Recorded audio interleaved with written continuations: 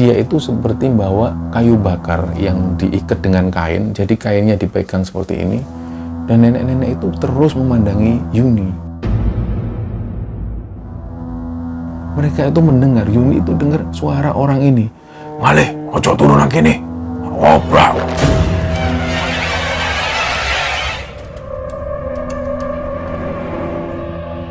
Bismillahirrahmanirrahim. Assalamualaikum warahmatullahi wabarakatuh. Sobat Kembaran Sunyi dimanapun berada. Pada kesempatan kali ini, kami akan bercerita tentang sebuah kisah pendakian Gunung Arjuna via Purwosari yang dialami oleh Sobat Kembara yang bernama Yuni.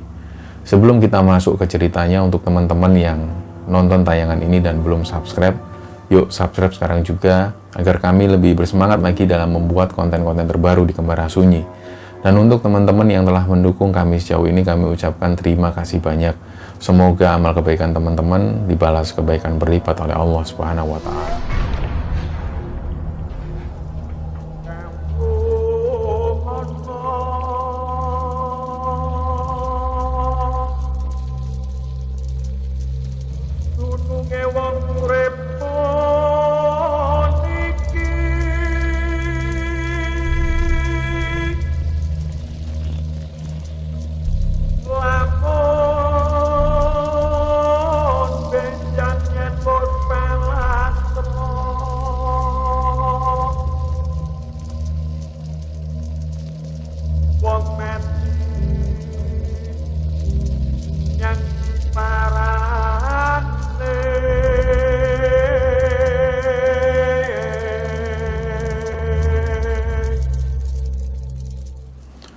Ya, cerita kali ini dikirim oleh Sobat Kembara. Namanya Yuni, dan dia tinggal di Kota Malang, Jawa Timur. Nah, kali ini Yuni bercerita tentang pengalaman yang pernah dialami ketika Yuni ini mendaki ke Gunung Arjuna, tepatnya via Purwosari. Nah, bicara tentang Gunung Arjuna itu, kami sering menceritakan, apalagi tentang pengalaman-pengalamanku ketika mendaki ke Gunung Arjuna. Juga gimana cerita tentang dulu almarhum ayahku pernah sempat ngelarang untuk naik ke Gunung Arjuna. Itu sudah tak ceritakan, dan sekaligus juga tak ceritakan tentang pengalaman ayahku ketika mendaki ke Gunung Arjuna bersama teman-temannya waktu itu. Judulnya Alas Wali Jiwo. Jadi mungkin teman-teman yang belum nonton bisa ditonton lebih dulu.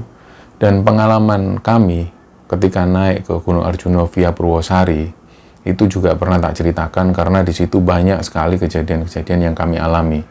Di situ kami ceritakan di judulnya Kantil. Nah, kali ini cerita Yuni ini juga bercerita tentang perjalanan ketika mendaki ke Gunung Arjuna via Purwosari itu. Mungkin bagi teman-teman sudah banyak yang tahu kalau Gunung Arjuna via Purwosari itu banyak sekali situs-situs bersejarah. Jadi banyak sekali situs-situs peninggalan masa lalu yang banyak sekali ada di situ. Nah, karena dulunya di wilayah-wilayah situ itu juga banyak sekali kerajaan. Misalnya kerajaan Singosari, dilanjutkan dengan kerajaan Mojopahit. Di masa-masa Raja Hayam Wuruk itu ada satu pujangga yang pernah menuliskan tentang kondisi Majapahit waktu itu. Judul seratnya itu Nagara Kertagama. Dan penulisnya ini memakai nama samarannya adalah Empu Prapanca. Di situ dikisahkan ketika Hayam Wuruk mengunjungi lokasi-lokasi candi, di mana lokasi candi ini adalah tempat para leluhur-leluhurnya dulu. Nah, di situ dikatakan banyak sekali rombongan-rombongan yang berjalan menuju ke Lumajang, melewati beberapa kota yang hari ini kota-kota ini nama-namanya mungkin sudah berganti, karena dulu memakai nama kota di zaman masa lalu. Nah, waktu itu Yuni ini dia kuliah di satu universitas di Kota Malang. Waktu itu ada satu kegiatan belajar kelompok, dan Yuni kebetulan satu kelompok dengan satu orang temannya namanya Kevin. Di situ ada juga teman-teman yang lain, dan pada waktu belajar kelompok itu Kevin ini seringkali nunjukkan foto-foto pada saat Kevin ini mendaki gunung. Nah, waktu itu karena Kevin ini ceritanya lagi PDKT dengan Yuni, dan Yuni itu awalnya juga nggak terlalu menganggap serius hubungan itu, tapi seolah-olah Kevin ini ingin sekali dekat dengan Yuni. Dan ada ajakan dari Kevin untuk naik ke Gunung Arjuna via Purwosari ini. Waktu itu Yuni sempat tanya ke Kevin, "Loh, kamu memang sering naik gunung, Vin?" Nah, Kevin bilang ke Yuni, "Baru pertama sih, itu pun juga ke Gunung Arjuna itu via Purwosari. Nah, rencananya aku pengen ngajak kamu, juga ngajak yang lain ini. Ada 2 orang lagi di situ, laki-laki dan perempuan. Namanya Dewi dan satunya lagi Gofur. Mereka pun bersepakat 4 orang ini untuk berangkat melakukan pendakian ke Gunung Arjuna via Purwosari. Dan satu-satunya yang pernah naik gunung adalah si Kevin ini. Awalnya Kevin itu bilang kalau dia akan bertanggung jawab semua, artinya rute pendakian dan segala macamnya dia yang akan menentukan. Jadi semua ngerasa Kevin yang bertanggung jawab. Akhirnya mereka merasa mengiyakan lah, karena sudah ada yang tanggung jawab di situ. Begitu hari yang disepakati, di hari Jumat, mereka kumpul. Karena mereka janjian di satu SPBU di Kota Malang, mereka janjian ketemu di situ jam 7 malam. Waktu itu Yuni ini karena sudah dijemput lebih dulu oleh Kevin, dan mereka langsung menuju ke SPBU itu sambil nunggu si Gofur dan Dewi. Ketika ditunggu sekitar setengah jam, belum juga mereka ini datang. Akhirnya cobalah ditelepon, coba di chat, ternyata nggak ada balasan sama sekali, terutama dari si Dewi ini. Nggak lama kemudian, sekitar jam 8 malam, Gofur ini telepon ke Kevin, dia ngabari kalau sepertinya mereka ini nggak bisa ikut, si Gofur dan Dewi, karena dengan alasan mereka lagi tengkar, mereka lagi ada masalah lah, dan mereka saling ngambek satu sama lain. Lah waktu itu Kevin coba bilang ke Yuni, ini si Gofur sama Dewi ini kayaknya nggak ikut, karena mereka lagi tengkar, lagi ngambek. Lah terus gimana, masa kita berdua, kata Yuni gitu. Ya sudah, nggak apa-apa, nanti kan ada aku, di sana juga banyak orang kok, Yun. Lah awalnya Yuni itu sempat ragu, tapi karena Kevin ini terus meyakinkan Yuni, akhirnya ya sudahlah, toh sudah dipersiapkan semua. Berangkatlah mereka naik sepeda motor menuju ke Purwosari itu. Jadi begitu masuk di daerah desa itu, desanya namanya Tambak Watu. Sebelum memasuki pos perizinan itu, mereka masuk ke desa, di mana kanan kiri sudah mulai hutan yang gelap, apalagi waktu itu sudah sekitar jam 9 malam. Begitu mereka sampai di pos perizinan, mereka langsung memarkirkan motor dan langsung registrasi. Awalnya nggak ada keanehan apapun, dan di situ Yuni ini bawa satu karier yang ukurannya 50 liter, dan si Kevin itu bawa satu karier yang ukurannya sekitar 75 liter lah. Nah, Yuni itu bercerita bahwa Kevin ini memang orangnya memang bisa dikatakan sok tahu dan lebih terlihat kayak egois gitu loh. Tapi Yuni awalnya nggak berpikir aneh-aneh, dia hanya berharap mudah-mudahan ketika di gunung ini Kevin itu menunjukkan sikap baiknya. Nah, awalnya seperti itu, dan mereka pun berangkat menuju ke atas. Perjalanan pertama, Yuni itu sudah merasa ada yang aneh, karena benar-benar suasananya gelap. Jadi sekedar informasi bahwa Yuni ini takut dengan suasana yang gelap, suasana yang sepi. Dan apalagi Yuni pernah bercerita dulu ketika ospek, ketika pembinaan itu, dia pernah dibentak oleh salah satu seniornya, dan waktu itu Yuni ini langsung pingsan. Jadi Yuni itu nggak bisa dengan situasi yang dia tertekan atau dibentak seperti itu. Nah, apalagi dengan situasi yang gelap, sepi, si Yuni ini juga nggak terbiasa dengan hal-hal seperti itu. Jadi ketika masuk ke wilayah hutan, Gunung Arjuna via Purwosari itu, Yuni ini sudah merasa nggak nyaman, apalagi sudah mulai bau dupa yang begitu menyengat sekali. Kita tahu di Gunung Arjuna via Purwosari itu banyak sekali tempat-tempat bersejarah, yang terutama di bagian-bagian situs tertentu itu selalu ada yang menyalakan dupa, dan asapnya benar-benar mengepul dan baunya menyengat sekali. Jadi bagi yang nggak terbiasa dengan bau dupa itu, dia ini akan merasa takut. Yang pertama, yang kedua, dia akan merasa nggak nyaman. Nah, Yuni itu mengalami situasi semacam itu. Ketika jalan pelan sekitar setengah jam, Yuni minta berhenti ke Kevin ini. Vin, berhenti dulu dong, aku capek gitu. Nah, karena Yuni ini belum pernah sama sekali naik gunung, Apalagi ini adalah pendakian pertamanya, dan apalagi situasinya pada waktu itu malam hari. Jadi Yuni itu benar-benar ada perasaan takut, ada perasaan benar-benar dia itu khawatir, dan semua campur aduk di situ.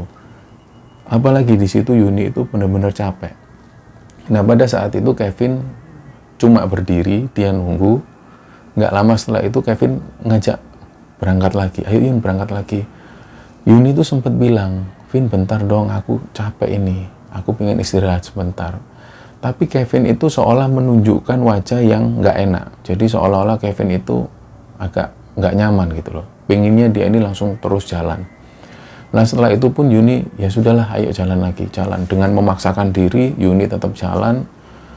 Singkat cerita, sampailah mereka di pos 1. Pos 1 namanya Pos Ontoboko. Di situ ada satu gua kecil dan ada semacam pondokan. Di situ biasanya untuk tidur para pendaki, juga difungsikan untuk tidurnya para pelaku-pelaku ziarah atau pelaku spiritual di sana. Di dalam pondok itu terlihat nggak seberapa ramai, tapi memang ada beberapa orang, dan di depan pondok ada orang yang seperti membuat api unggun di situ, saling ngobrol, dan suasana sepi, jadi nggak hingar-bingar seperti biasanya. Kevin pun menuju ke satu lokasi di mana di situ ada pohon dengan ukuran yang nggak terlalu besar. Kevin rencana mendirikan tenda di sana. Nah, karena Yuni ini ngikut apa kata Kevin, jadi ya sudah, terserah. Begitu sampai di sana, dikeluarkanlah tenda itu, dikeluarkan semua. Jadi jarak antara Kevin mendirikan tenda itu dengan orang-orang yang membuat api unggun itu agak jauh. Masih terlihat samar-samar, api unggun yang menyala itu masih terlihat samar-samar. Tapi suara orang ngobrol ini sudah nggak terdengar lagi. Jadi lumayan jauh mereka. Begitu tenda sudah didirikan, pada saat Yuni ini bantu untuk masang pasak itu, Yuni itu ngelihat ada nenek-nenek. Nenek-nenek itu, dia itu seperti bawa kayu bakar yang diikat dengan kain, jadi kainnya dipegang seperti ini, dan nenek-nenek itu terus memandangi Yuni. Jadi Yuni itu dilihat terus.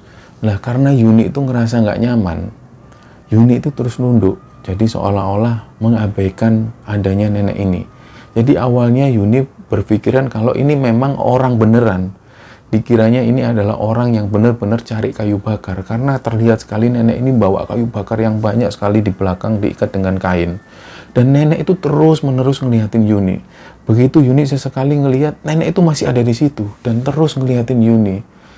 Nah, entah apa yang terjadi ketika itu Yuni berputar arah di tenda yang sebaliknya, dan Yuni ngelirik lagi ke arah nenek-nenek itu berdiri. Ternyata nenek ini sudah nggak ada lagi.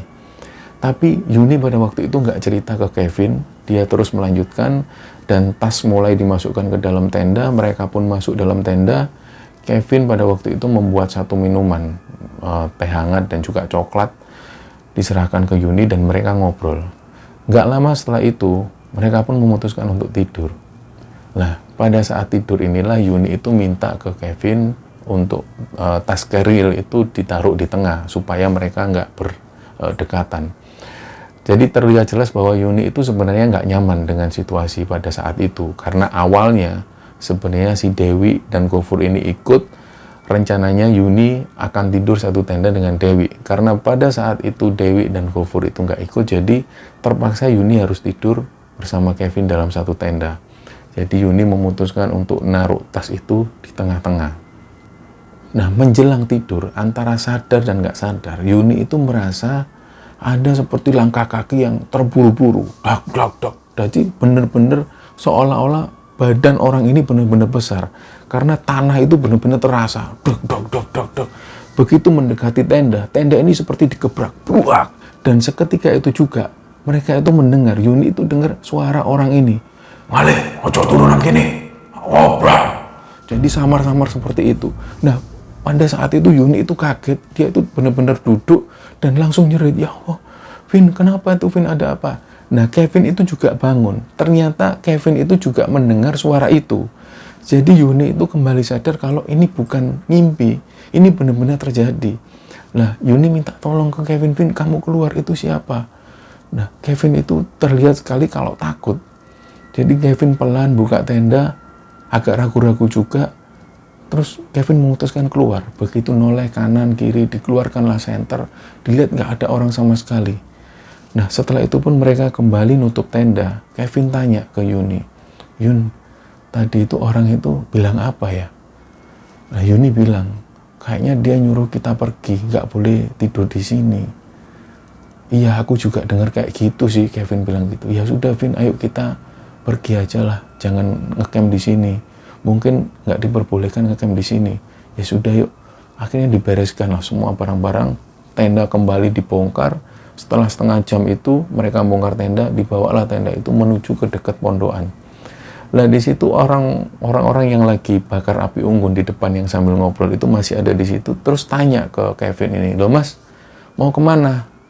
Lah Kevin bilang, mau dirikan tenda, mau cari tempat lain. Nah, bapak ini bilang, loh, tadi kan sampean sudah dirikan tenda di sana, kenapa kok pindah? Iya pak, tadi kami dengar ada yang ngusir dan tenda kami itu seperti dipukul. Oh, gondoruo itu mas. Ya sudah, sampean lebih baik tidur di dalam pondok aja. Di situ biasanya juga dipakai untuk tidur, sudah nggak usah dirikan tenda. Oh iya pak, terima kasih pak. Kevin pun masuk dengan Yuni ke dalam satu pondok itu. Ada beberapa orang yang sudah tidur di situ. Nah, Kevin pun mulai tidur, mereka pakai sleeping bag. Pagi harinya, ketika mereka bangun, mereka sempat bikin sarapan sebentar dan langsung melanjutkan perjalanan. Dalam perjalanan selanjutnya itu sekitar jam 7 pagi, mereka langsung menuju ke pos 2. Ketika sampai di pos 2 itu, Yuni itu sempat bilang ke Kevin, karena di situ ada warung di pos 2, Yuni minta beli teh hangat. Mereka istirahat sebentar, beli teh hangat. Terlihat sekali Kevin itu diem, jadi seolah-olah Kevin itu ngambek, nggak tahu kenapa, jadi Yuni itu tetap diem. Setelah mereka minum teh, Kevin bilang lagi ke Yuni, ayo jalan lagi yuk, ntar keburu siang. Ya sudah, jalanlah mereka. Nggak sampai 10 menit sudah sampai di pos 3. Nah, ketika sampai di pos 3 itu, mulailah berjalan ke pos 4. Disitulah Yuni itu merasa kalau Kevin ini sudah semakin menunjukkan sifat egoisnya di situ. Jadi perjalanan semakin berat, semakin menanjak. Yuni itu seringkali minta ke Kevin untuk istirahat. Tapi Kevin seringkali bilang ke Yuni, udah jalan lagi aja. Jangan sering-sering istirahat. Nanti kalau sering istirahat kita nggak sampai-sampai. Lah Yuni sempat bilang ke Kevin, karena Yuni ini belum pernah naik gunung. Sekali lagi dia bilang ke Kevin, Vin, mbok pengertian dikit. Aku kan nggak pernah naik gunung.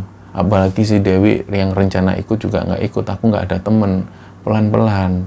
Aku juga pengen sampai. Lah Kevin itu diam sambil berdiri. Ternyata nggak lama istirahat itu Kevin ngajak jalan lagi. Ayo jalan lagi, jalan lagi.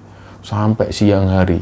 Begitu sekitar jam 2 siang, karena sering kali Yuni ini minta istirahat. Sekitar jam 2 siang mereka masuk hutan yang lebih tertutup lagi, lebih rapat lagi. Di sebelah kanan Yuni itu melihat ada bangunan seperti rumah. Dan terlihat sekali kalau rumah itu atau bangunan itu benar-benar seperti angker. Nah, bagi teman-teman yang sering kali mendaki ke Gunung Arjuna, terutama via Purwosari, pasti tahu tentang bangunan ini. Ada bangunan dari kayu yang di depan ada gapura bertuliskan aksara Jawa di situ. Nah, di situ Yuni itu merasa takut. Dia bilang ke Kevin, ayo Vin, jalan lagi Vin, jangan berhenti di sini. Ya, ayo jalanlah mereka. Sepanjang perjalanan itu, semakin terlihat Kevin itu menunjukkan sifat egoisnya. Jadi dia itu seolah mau menangnya sendiri. Ketika Yuni minta istirahat, Kevin selalu bilang, udah nanti aja di sana, di pos 4. Kita lebih baik istirahat di pos 4, setelah itu nanti istirahat sebentar, kita lanjut perjalanan menuju ke pos 5. Kalau nggak gitu kita bisa malam sampai jalan. Nah, disitulah Yuni itu mulai dari hatinya itu sudah mulai merasa nggak enak. Dia itu pengen nangis, karena dia merasa nggak nyaman, tapi juga nggak bisa nangis. Jadi perasaan Yuni pada waktu itu benar-benar marah, tapi nggak bisa diungkapkan. Jadi Yuni itu diam terus. Dalam hatinya berpikir, ya Allah, cukup sekali aja aku naik gunung kalau kayak gini. Jadi dalam hati Yuni seperti itu. Nah, situasi semacam itu terus membelenggu diri Yuni, dan dia benar-benar ngerasa nggak nyaman. Apalagi Kevin ini terus-terusan bilang, ayo jalan lagi, jalan lagi. jalan lah. Jadi sambil dia itu nahan rasa marahnya, Yuni itu tetap jalan. Sampai di sekitar jam 5 atau setengah 6, di mana hari sudah mulai gelap, mereka sampai di pos 4. Pos 4 ini namanya Eyang Semar. Dan ini merupakan pos yang benar-benar suasana magisnya itu benar-benar terasa. Karena di situ ada patung Semar yang berdiri, juga banyak sekali peringatan-peringatan yang ditandakan di situ supaya tidak membuat keramaian, karena di situ tempat untuk orang bersemedi atau bertapa. Nah, ketika sampai di pos 4 itu, suasana itu sudah mulai benar-benar magis, benar-benar suasana itu ngerasa angker sekali. Jadi Yuni benar-benar semakin takut berada di pos 4 itu. Dia duduk di situ dan Kevin sempat melepaskan tasnya. Ada 6 pendaki di sana, 2 orang perempuan dan 4 orang laki-laki. Mereka itu seperti istirahat di sana, jadi sempat ngobrol, dan 6 pendaki itu berkata bahwa mereka berasal dari Garut. Jadi bahasa mereka bahasa Sunda, dan ketika mereka ngobrol sebentar, 6 orang pendaki itu ngobrol satu sama lain. Nah, nggak lama setelah itu, sekitar setengah jam setelah itu, Kevin itu balik lagi tanya ke Yuni, ayo Yun, kita jalan lagi, sebentar lagi pos 5, kita nanti bermalam di sana. Lah, Yuni karena posisinya capek, dan dia itu benar-benar sebel dengan kondisi Kevin waktu itu. Yuni itu bilang ke Kevin, ya sudah, kalau kamu mau berangkat, berangkat dulu, aku nanti nyusul berangkat sendiri. Lah, disitulah mereka mulai konflik, dan Kevin itu merasa jengkel juga. Akhirnya, ya sudah, kalau gitu aku jalan lebih dulu. Kevin ini ninggal Yuni, dia jalan lebih dulu, padahal situasi pada waktu itu sudah mulai gelap. Kevin jalan lebih dulu. Awalnya Yuni itu berpikir, biarinlah Kevin berangkat dulu, toh juga ada pendaki lain di sini, ntar aku bisa bareng mereka. Nah, mulailah ngobrol, Mas, nanti mau jalan lagi jam berapa? Ini mau selesai sholat maghrib, kita mau jalan lagi gitu. Nah, pendaki Garut itu bilang ke Yuni, mbaknya memang rombongannya cuma 2. Iya Mas, lu kok ditinggal? Nah, para pendaki dari Garut itu sempat bilang seperti itu. Ya nggak tahu Mas, biarinlah, Yuni sempat jawab gitu. Dan para pendaki dari Garut itu yang laki-laki tanya lagi, loh Mbak, kami ini turun loh, nggak naik.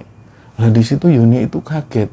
Loh, kalian itu mau turun? Iya, kami itu mau turun, nggak mau naik. Gini aja lah, apa diantar aja sama salah satu dari kita. Lah, Yuni karena merasa sungkan, nggak usah Mas, udah biarin aku di sini aja. Loh, terus kalau pas kita turun gimana? Mbaknya sendirian? Udah nggak apa-apa, sambil nunggu pendaki lain yang naik, aku bisa bareng. Nah, terus orang-orang ini bilang, loh, kalau ada pendaki lain yang naik, kalau nggak ada yang naik gimana? Mbaknya sendirian loh di sini. Siapa tahu nanti nggak ada yang naik juga, nggak ada yang turun, nggak ada temennya. Mendingan turun aja lah bareng kita. Jadi pendaki-pendaki dari Garut itu sempat nawari seperti itu, tapi Yuni itu masih bingung dengan kondisinya waktu itu. Jadi Yuni sempat diam, ya sudahlah Mas, entarlah, gampang lah. Nah, setelah mereka itu sholat, selesai sholat, orang-orang atau pendaki dari Garut itu memutuskan pamit, mereka lanjut turun. Nah, disitulah Yuni itu sendirian, benar-benar sendiri. Biasanya di pos 4 itu masih banyak orang. Jadi di pos pendakian, terutama di Purwosari itu biasanya setiap pos selalu ada orang. Entah itu mungkin orang-orang yang pelaku spiritual atau pendaki, selalu ada orang.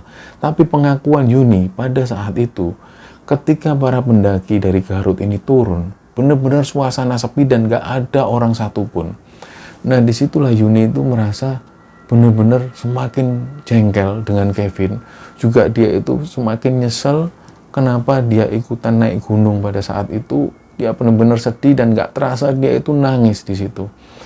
Di malam itu, sekitar jam 7 malam, Yuni itu nangis sendirian di satu pos itu. Dan dia itu bingung harus ngapain lagi. Juga nahan rasa capek. Juga dia itu takut dengan gelap. Apalagi dengan bau dupa yang benar-benar menyengat. Jadi Yuni itu benar-benar nangis di situ dan nggak bisa nahan air matanya. Dan ketika nangis itu, tiba-tiba dari arah depan itu, nenek-nenek yang pada saat itu dilihat Yuni di pos 1, tiba-tiba ada di situ. Dengan posisi yang sama, nenek-nenek ini bawa kayu bakar. Dia itu sambil megang selendangnya seperti ini dan melihat terus ke arah Yuni. Nah, pada saat itulah nenek itu tiba-tiba seperti jalan dan nggak tahu jalannya seperti apa karena nggak dengar suara langkah kakinya. Tiba-tiba nenek ini sudah ada persis di depan Yuni dan satu nenek ini bilang ke Yuni, "Nduk, ayo melu mbae, mesake kowe ijenan, ayo melu nang omahe Mbah." Lah, antara Yuni itu capek atau berhalusinasi, Yuni itu dengar kalau nenek itu sempat bilang seperti itu. Tapi Yuni itu seolah benar-benar masih takut dengan kondisinya dan mengabaikan kata-kata dari nenek ini. Ndak bah, sambil terus nangis. Ayo melu mbae, ayo nang omahe Mbah yo. Sake kowe mesake, ayo nak, ayo nduk. Nah, Yuni itu terus nangis. Jadi benar-benar dia itu sudah nggak takut lagi, saking dia itu capeknya. Mungkin pada waktu itu Yuni ngerasa ini adalah halusinasi, ada nenek-nenek yang sempat menawarkan ke Yuni. Yuni itu sempat bilang, enggak mbah, di sini aja mbah. Nggak lama kemudian nenek-nenek ini hilang. Dengan sendirinya hilang, Yuni itu terus nangis. Tiba-tiba dia sambil ngusap air mata, dia bingung kan apa yang harus dilakukan. Nah, rencananya Yuni ini ngeluarin HP, dia mau puter musik dengan pelan untuk mengusir rasa jenuhnya, untuk mengusir rasa sepinya supaya sedikit nggak takut. Ternyata waktu itu Yuni melihat banyak sekali larangan-larangan untuk membuat kebisingan di sana. Jadi Yuni mengurungkan niatnya, dimasukkanlah HP itu tadi. Nggak lama kemudian Yuni itu masih terus berpikir di tengah kesepian itu, di tengah kegelapan malam itu, Yuni itu sempat bingung. Apalagi senter juga dibawa Kevin, dia nggak bawa senter. Penerangan cuma dari HP, dia bingung, nangis lagi di situ. Gak lama kemudian ternyata Kevin ini turun lagi. Kevin turun lagi minta maaf ke Yuni. Yun, aku minta maaf ya Yun. Maaf Yun, sorry aku ninggalin kamu Yun. Lah Yuni itu terus nangis, gak jawab pertanyaan dari Kevin. Dia terus nangis, Yuni itu terus nangis seperti itu. Akhirnya Kevin itu minta, ayo Yun, kita dirikan tenda di sini yuk. Aku minta maaf ya, minta maaf. Dirikan tenda di sana dan Yuni itu pun masuk. Saking capeknya, Yuni itu langsung tertidur di sana. Nah, nggak lama kemudian Kevin pun tidur. Di tengah mimpinya itu, Yuni itu merasa kalau dia itu tiba-tiba diajak nenek yang tadi. Jadi nenek ini seperti buka tenda, "Nduk, ayo Nduk, ojo nang kene, ayo melu mbah mulai, ayo." Pada waktu itu Yuni itu seolah mau, karena benar-benar situasinya dia itu sebel dengan Kevin dan dia itu menerima ajakan dari nenek ini. Diambil lah barang-barang Yuni itu diambil. Jadi yang seolah-olah antara sadar dan nggak sadar, Yuni itu mengemasi barang-barangnya, dimasukkan ke tas. Dia ikut nenek ini. Diikutilah nenek itu. Nenek itu bawa kayu bakar. Sesekali nenek itu berhenti noleh ke arah belakang, ngelihat Yuni. Yuni itu ngikutin terus. Seperti masuk ke hutan dan di situ ada rumah. Rumah ini nggak terlalu besar, terbuat dari bangunan bambu, anyaman-anyaman bambu. Masuklah, ayo Nduk, mlebu Nduk. Begitu Yuni itu masuk, di belakang itu ada suara seperti orang yang lagi mukul sesuatu. Tang, tang, tang, tang. Nah, Yuni pun diajak, ayo nemui mbahmu yuk. Ayo, itu mbahmu di belakang. Diajaklah Yuni ini sama nenek-nenek itu. Di belakang itu ternyata ada seperti perapian. Di situ ada kakek-kakek, rambutnya panjang digelung ke atas. Dan kakek-kakek ini hanya menggunakan seperti kain putih yang dililitkan di bawah. Dan terlihat sekali kalau kakek ini sedang membuat sesuatu. Nah, semakin didekati oleh Yuni, ternyata kakek-kakek ini membuat semacam senjata seperti keris. Nah, pada saat itulah nenek-nenek ini nyapa kakek itu. "Mbah, iki lho putumu, Mbah." Nah, kakek itu pun meletakkan semua barangnya, dilihat. "Nduk, kowe mulai saiki ya, Nduk. Mulai ya. Wis aja nang kene. Mulai ya." Kakek-kakek itu bilang seperti itu dan Yuni cuman diem. "Wis, hari ini terno mulai. Sakno hari ini." Langsung melanjutkan lagi. Kakek-kakek itu melanjutkan pekerjaannya dan gak lama setelah itu, "Wis, kue mangan sik," kata nenek-nenek itu. Jadi di situ Yuni makan karena benar-benar Yuni itu ngerasa lapar. Di situ ada singkong rebus dan juga ada minuman hangat. Dimakan oleh Yuni dan setelah minum, Yuni pun ditanya lagi oleh nenek-nenek, "Ayo, wis, mari ini lang turu, weh, sano." Akhirnya tidurlah Yuni di satu seperti bangku yang terbuat dari bambu, atau orang Jawa menyebutnya amben. Yuni tidur di sana dengan seadanya, dan ketika bangun, tiba-tiba Yuni itu bangun ada di satu batu besar. Yuni itu masih bingung loh, ini di mana, dan kondisi matahari sudah mulai terbit. Yuni itu merasa kalau malam itu dia tidur di rumah nenek itu, dan ternyata ketika bangun pagi hari dia ada di sebuah batu yang ukurannya cukup besar. Dia bangun dan dia bingung, ini di mana, dan di sebelah ada pohon-pohon kopi dan ada juga pohon-pohon pinus. Yuni masih bingung, ini aku tidur di mana. Dia pun bangun, dilihat tasnya ada di sana. Dipakailah tas itu, dia keluar, dan gak lama kemudian ada di jalur pendakian. Coba diingat-ingat lagi oleh Yuni, ini jalur pendakian di pos mana ya? Dia itu masih benar-benar bingung. Nah, gak lama kemudian dia itu bingung, Yuni bingung, ada orang, dia ini naik motor. Orang ini naik motor dan dia bilang, "Duh Mbak, mau kemana? Kalau mau turun di sana." "Duh Pak, ini di mana?" Jadi bapak-bapak itu membawa arit dan naik sepeda motor. Mungkin bapak-bapak ini mau nyari rumput atau nyari pakan buat ternaknya. Bapak ini pun tanya ke Yuni, "Mbaknya ini mau kemana? Mau turun Pak. Ini di mana ya Pak?" "Loh, ini sudah mau sampai pos bawah, pos perizinan. Sebentar lagi cuma setengah jam mbaknya turun, sudah pos perizinan." Nah, Yuni semakin bingung, padahal terakhir malam itu dia tidur di dalam rumah nenek-nenek itu. Akhirnya tanpa pikir panjang, "Ya sudah Pak, terima kasih ya Pak." Yuni pun turun, ternyata benar. Nggak sampai setengah jam, Yuni ini sampai di pos perizinan. Begitu sampai di pos perizinan, Yuni langsung tanya ke petugas menjaga pos perizinan itu, ditanya, ternyata nama Kevin itu masih ada di situ, dan Kevin belum turun. Ditunggulah oleh Yuni di warung dengan perasaan yang benar-benar masih bingung. Kok tiba-tiba aku ada di situ, dan tiba-tiba aku bangun sudah ada di batu itu gimana ceritanya? Ditunggu sampai siang hari, Kevin belum juga turun. Mulailah bilang dia, Yuni ini tanya ke orang-orang yang ada di situ. Dia cerita tentang pengalaman yang dialami, dan orang-orang itu kayak benar-benar kaget, benar-benar nggak percaya dengan apa yang dialami Yuni malam itu.